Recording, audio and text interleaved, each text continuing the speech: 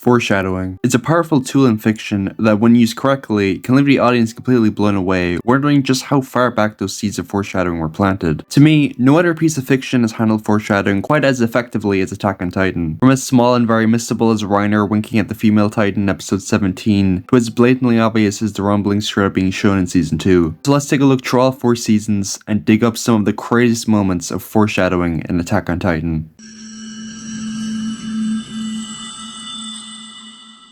So why does no one mention the title card straight up showing Marley? It's just right there in plain view. Anyway, while season 1 doesn't have Yugi no Tori levels of foreshadowing, there's still quite a bit of mind-blowing moments. Straight off the bat, we have Eren's dream from episode 1, or as we would later come to find out, his visions of the future, which entail Hannes' death with blood splattering on the flowers. This one might be copium, but it kind of, and I want to really stress, kind of, looks like Erwin falling off his horse from being stoned by the Beast Titan in season 3. The Titans appearing in the open field could be a reference to Zeke's ability to summon Titans from thin air, but it's most likely just Eren seeing the Titans entering Shiganshina. Interestingly, the guard statue beside the fireplace seems to be wearing a uniform similar to one of the guards seen protecting the Tiber family in season 4, which again could be purely coincidental. The next shot of a bed with toys could be the toys belonging to Willie Tiber's children, but I feel like that's grasping at straws a bit. This uncertain bed is followed by scouts dead in a forest, presumably those who died while trying to slow down the female Titan later in season 1. Finally, the dream ends with Eren seeing his mother's death before waking up in tears after witnessing the series' future events. As a cool bit of trivia, in the manga, Eren asked Mikasa when did her hair get so long, obviously due to future Mikasa having much shorter hair. However, this line for some reason was cut from season 1 of the anime, but was then added back in episode 88 during Eren's flashback to episode 1. In episode 3, you can very faintly see steam rising from Eren's head injury, not only hinting at his Titan transformation being revealed in episode 8, as well as the regeneration ability the Titan shifters possess. In the same episode, when Eren is talking about the armored Titan, the camera cuts to Reiner overhearing the conversation, obviously hinting at the fact that he is the armored Titan. During the cadet training sequence, Reiner tells Eren it's his turn to play the bad guy, so I guess you could say this is one villain passing the torch to the other. Eren also has a number of unfortunate lines in the season, such as,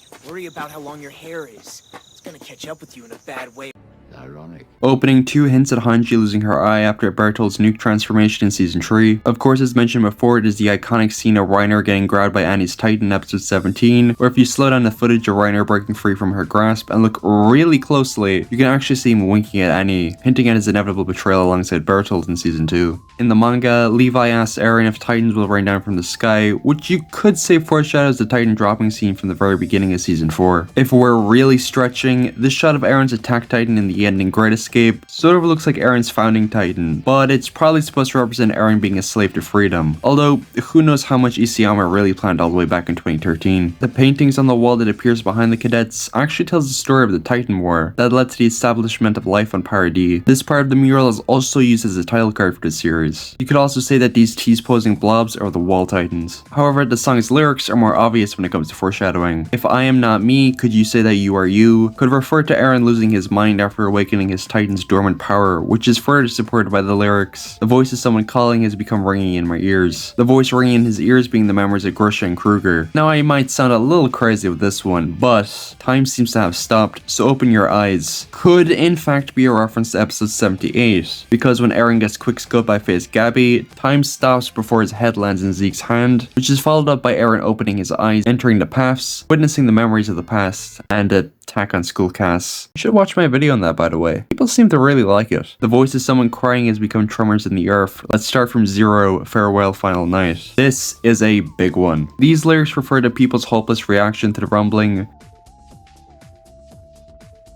with the Let's Start From 0 part being a reference to Eren flattening the world to end the cycle of hatred. Farewell Final Night is pretty simple, as you could view it as a reference to Eren's death with Mikasa saying her goodbyes. Finally, I broke out of the long dream, I escaped with a red body, refers to Eren seeing his mission to the very end, with the long dream referring to him seeing the future in episode 1, and the red body symbolizing his colossal titan from the series finale. On the topic of season 4, during the special ending for the Lost Girls OVA, Reiner, Bertolt, Annie, and Marcel are shown heading towards Wall Maria before getting jumped by Ymir.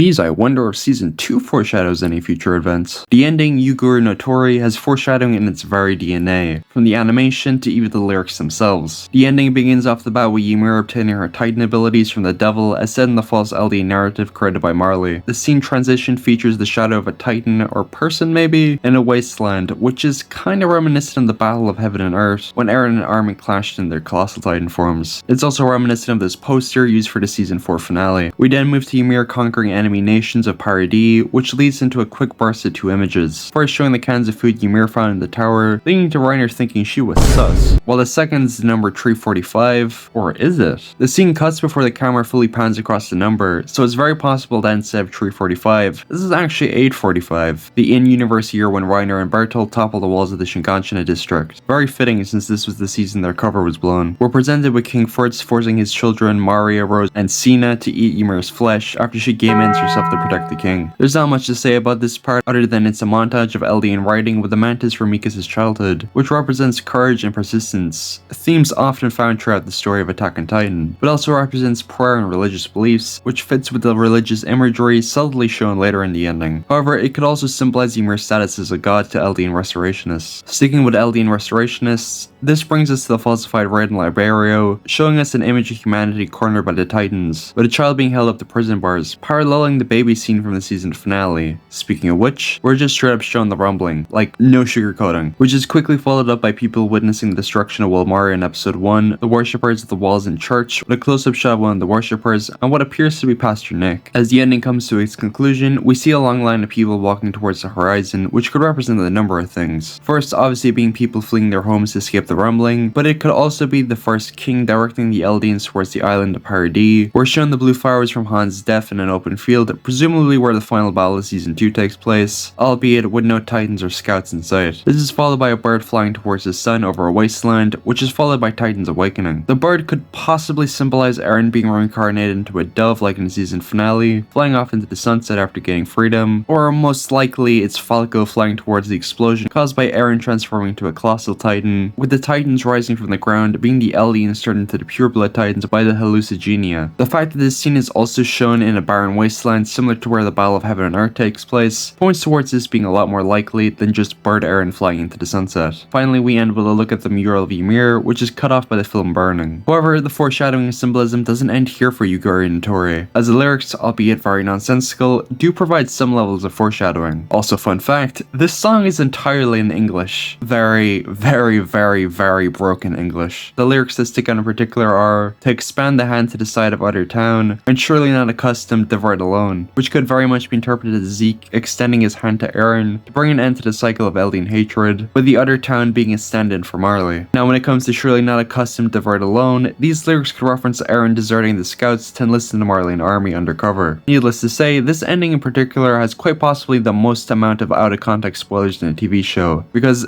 goddamn is it really easy to point certain images in this ending as spoilers for future events in the series. Alright, let's take a breather. During the scene where Ymir brings the tower down, you can see Bertolt about to bite his thumb to transform into his colossal titan, in a similar manner that Eren and Frieda bite their thumbs to transform into their titans.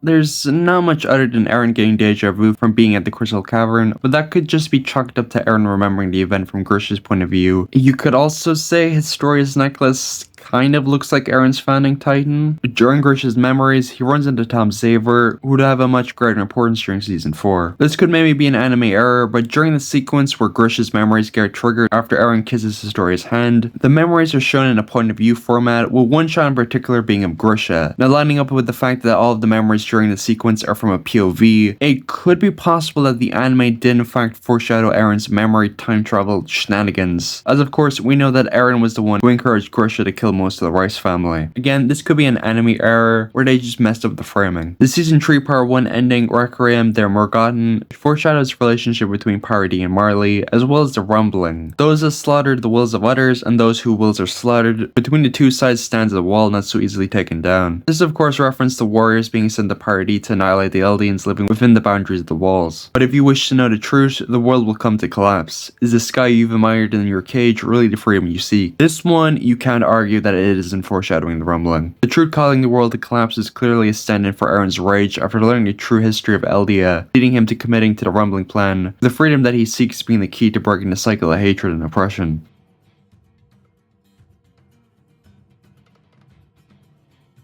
Finally, the same tragedies keep repeating time and time again. Makes reference to the endless cycle of oppression. The ending credits for the season 3 finale actually foreshadows some early events in season 4. By giving us a peek at Marley, the battle from season 4 episode 1, a child buried in rubble, looks similar to the one killed during the harbor explosion caused by Armin. The bodies of those lying in blood sort of looks like the rumbling footsteps covered in blood as shown in the season 4 finale.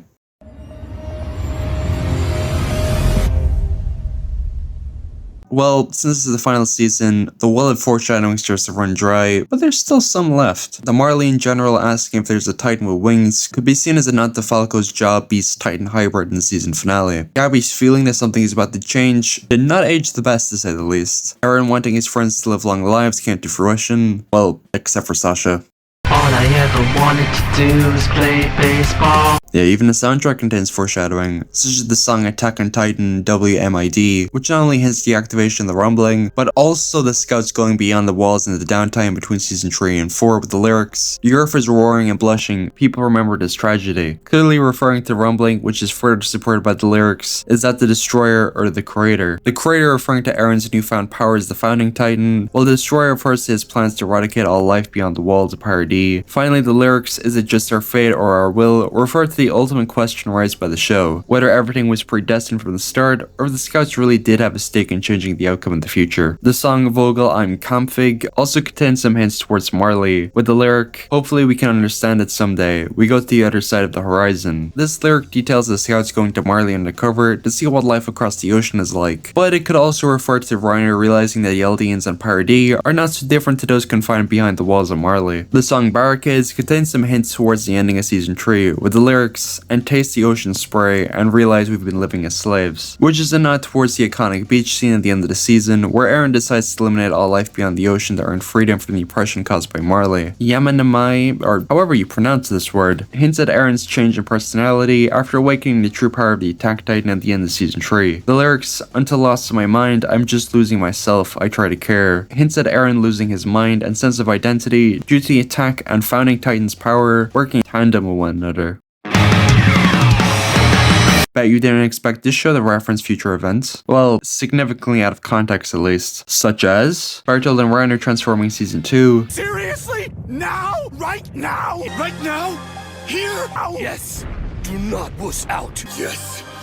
Right here, right now. Historia and Frida's bond, Bertold being the Colossal Titan again, and Levi having bandages across his face. Although I feel like this one is a little out there. Still though, it's surprising that a very lighthearted spin-off such as this would foreshadow some major plot points later in the main series. And after digging through it, Attack on Titan has a surprising amount of foreshadowing, like an insane amount of foreshadowing. Well sure, some of the foreshadowing discussed in this video could have been massive copium, which I can't deny is probably true. However, I definitely missed some details foreshadowing future events, so maybe if there's enough stuff I missed, I'll make a follow-up video in the future. But wait, before you go, I found this hidden detail during the scene where Eren makes contact with Zeke. For a split frame, you can see this weird part that tells you to subscribe, hit the bell to stay notified for future videos.